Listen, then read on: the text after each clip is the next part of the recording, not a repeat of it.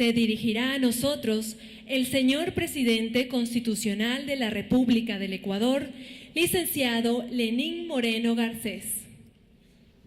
Muy gentil, gracias. Estimado Raúl y Beth, gracias por acompañarme en esta mesa directiva.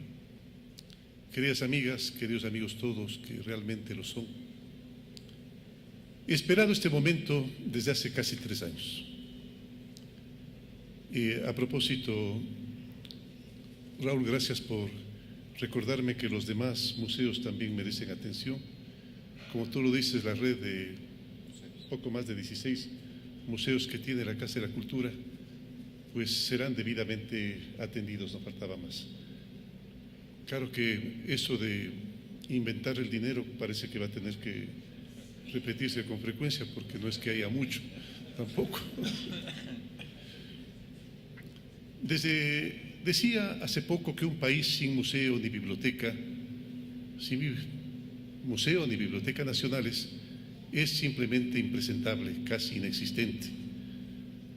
Yo recuerdo, si mal no recuerdo, Goethe decía que un pueblo que no tiene una historia de 3000 años está muerto. Pues aquí tenemos una historia de 10.000 años. Qué bueno. Qué alegría y qué alivio poder abrir nuevamente las puertas del Museo Nacional, el mayor centro de la memoria histórica del Ecuador, y qué bien que sea en esta fecha en que celebramos el Día Internacional de los Museos. Lamentablemente, como conocemos, nuestro Museo Nacional fue cerrado a fines del 2015 para realizar en estas sus instalaciones el evento internacional Hábitat 3. No desconocemos bajo ninguna circunstancia la importancia de esta cita mundial, pero siempre estuvimos en desacuerdo con cerrar las puertas de este monumento de la identidad nacional. Es como clausurar a un pueblo el acceso a su memoria. En estos 2 años y medio, ¿cuántos miles de niños y jóvenes no pudieron acceder a este maravilloso espacio de aprendizaje? Porque un museo solo se cierra cuando hay conflictos bélicos, catástrofes naturales o sucesos que ponen en peligro la vida de los visitantes o de las piezas históricas. En el caso de Ecuador y de mi generación, el Museo Nacional, que fue el original Museo Arqueológico y Galería de Artes del Banco Central del Ecuador, forma parte de nuestra biografía, de nuestra autoestima y de la recuperación de nuestro sentido de pertenencia. Éramos jóvenes bachilleres, recuerdo, cuando abrió sus puertas. Más de 100 veces lo he visitado ya. Visita obligada para escuelas y colegios. No niego que la primera vez fuimos con desgano, sí, la primera vez obligados un poco por el profesor. Recuerdo yo para ese tiempo Lenín Oña, era mi profesor de arte, Lenín Oña, el querido profesor Lenín Oña. No tenía el país una cultura de museos, porque no tenía el país una historia que superara los 5 siglos. Eso creíamos. Al menos todo lo anterior nosotros a los españoles lo considerábamos simplemente incaico, recordarán. Nunca olvidaré mi primera visita, las puntas de flecha, las Venus de Valdivia, la botella Silvato de Chorrera, los gigantes de Bahía, las vasijas de Panzaleo como cáscara de huevo, la sorprendente modernidad de la tolita, las lanzas silbadoras, esas de las puruáes, la balsa manteña, las narigueras de oro. Yo, que había crecido en la Amazonía, que guardaba en mi retina vital la exuberancia de la selva y la polifonía de las aves, me sentía absolutamente identificado con esa cosmovisión, como la llamaba Hernán Crespo Toral. Algún momento, inclusive, cuando asistí al Museo Artes que compartíamos en la misma calle, ¿recuerdas tú, Iván? Pues con luz. Vi una pieza preciosa de barro, era amazónica. Iván, que entiendo que poco frecuentaba la Amazonía, pues me dijo, mira, qué chirimoya más preciosa. Yo le dije, no es una chirimoya, es una nona. Es una nona, y creo que a partir de ese momento quedó de anona, ¿no es cierto? Eso habíamos sido. Todo ese mundo creativo, exuberante, polifónico y diverso era mi pasado. De ahí venía yo. Heredero era de una cultura milenaria. Así salí del edificio del Banco Central, seguro de que podía llevarme el mundo por delante, porque venía de caciques y orfebres gigantes, de navegantes mar adentro, que se adentraban muchísimo más allá que aquellos, como bien lo decía Benjamín Carrión, pues bastante más que aquellos que navegaban en la encerradura que era el Mediterráneo. Estos que llegaban y que llevaban. Vi una pieza en Costa Rica, ahora que estuve en la transmisión de mando, vi una pieza de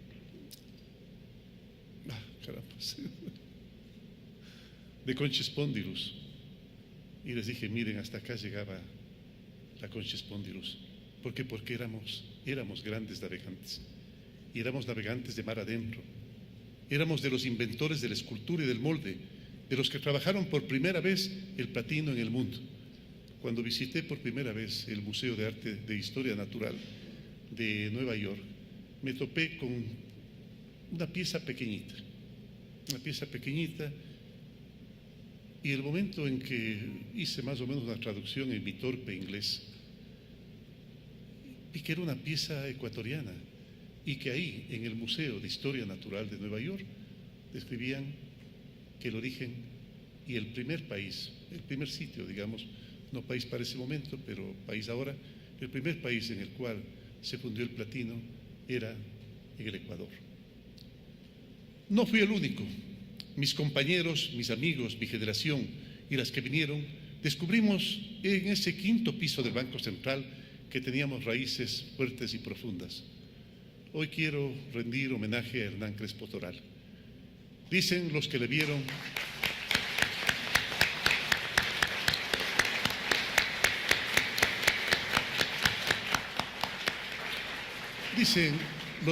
levantar el museo, que diseñaba cada pedacito de vitrina, cada letra, como acariciándola, cada pieza como quien pone, decían, a un niño en su cuna.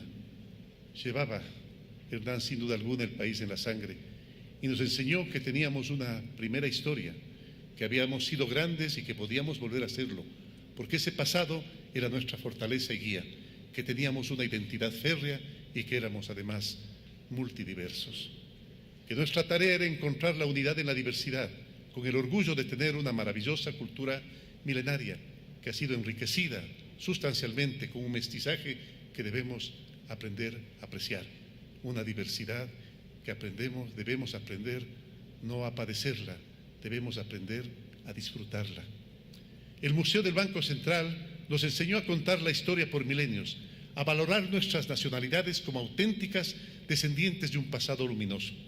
Aprendimos que hay una identidad, que existe ese orgullo de pertenencia, que el estudio de la historia nos ayuda a entender el presente y a manejar con sobriedad el futuro. La arqueología se volvió una ciencia social. Recuerdo cuando estuve en la Albertina, en Viena, una frase muy linda, ahora que veía un caracol de oro, y de las pocas cosas que llegaban no fundidas a los puertos españoles, había llegado ese caracol, que casualmente Albert Dürer había visto, y decía, y lo había dibujado, y estaba el dibujo allí, y decía en sus palabras, jamás en la vida ojos humanos vieron tanta hermosura. Así es como describía Albert Dürer la realidad de lo que fueron capaces nuestros orfebres, y imaginémonos todo lo que se habrá perdido.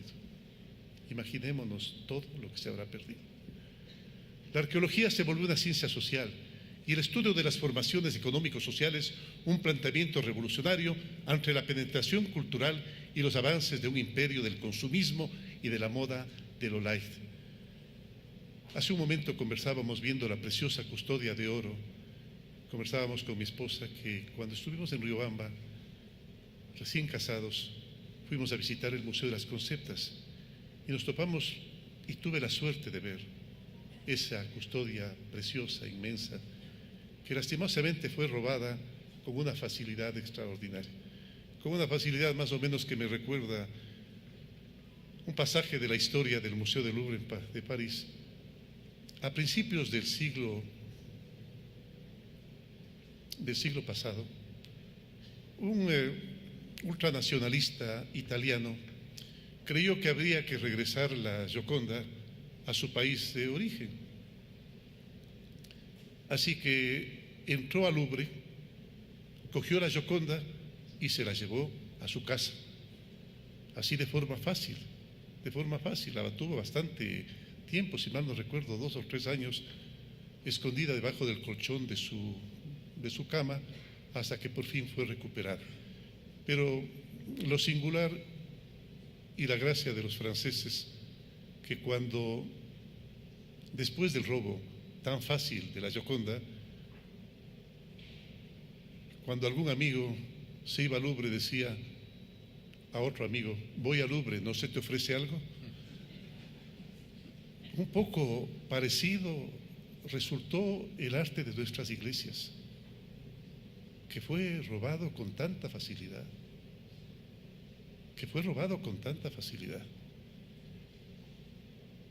Es verdad que asegurar arte es caro, asegurar arte es extremadamente caro, casi imposible de valorar. Hay obras de arte aquí que son imposibles de valorar. ¿Cómo las valoramos? ¿Cómo las ponemos un precio? ¿Cómo hacemos que las mismas aseguradoras tengan el cuidado como para que no vuelvan a cometerse estos atropellos? Pues eso hay que pensarlo bien, porque no podemos dejar que se siga esquilmando el tesoro nacional, realmente el tesoro nacional de esa forma. Por eso es que cuando volví de Ginebra y encontré que mi libro de historia viviente, que era este museo, estaba cerrado, sentí que me habían quitado el baúl de mi memoria. Quería ver de nuevo el sol de la Tolita, que no es sol, sino casi un panteón de la mitología andina. A propósito del sol de la Tolita, presumiblemente la Tolita, ¿no? Entendemos que, bueno, más bien digamos que sí, porque si es que hay vacíos en la historia, creo que también tenemos el derecho a llenarlos, ¿verdad? Digamos que sí. He ordenado a los orfebres de Cuenca que me fabriquen un sol en pequeño, que se lo regalo a los distinguidos visitantes que vienen al país y también cuando visito a personas importantes en el extranjero. Y les cuento la historia del hombre puma, la del águila arpía, que está disimulada con solo echarle un giro a la figura del sol de la Tolita. Qué precioso. Y crean ustedes que la gente escucha extasiada. Sí, regresaba de Ginebra y necesitaba saludar a mis Valdivias y Chorreras, como otros buscan la Mona Lisa o como otros buscan detectar en algún sitio la Venus de Milo. Un pueblo sin museo nacional corre el riesgo de olvidar su historia. Hernán Crespo me contaba que un día un artesano chachi le dijo: un pueblo sin historia es como un telar de un solo color. Y es cierto, gracias a esta colección, Ecuador hace tiempo que dejó de hablar de prehistoria, protohistoria e historia, como decían los textos escolares, recuerdan, escritos por otros, ajenos definitivamente a lo nuestro. La patria tiene una sola historia, que empieza con los primeros habitantes hace más de 10.000 años y que continúa con los que vamos de este momento transitando por la vida.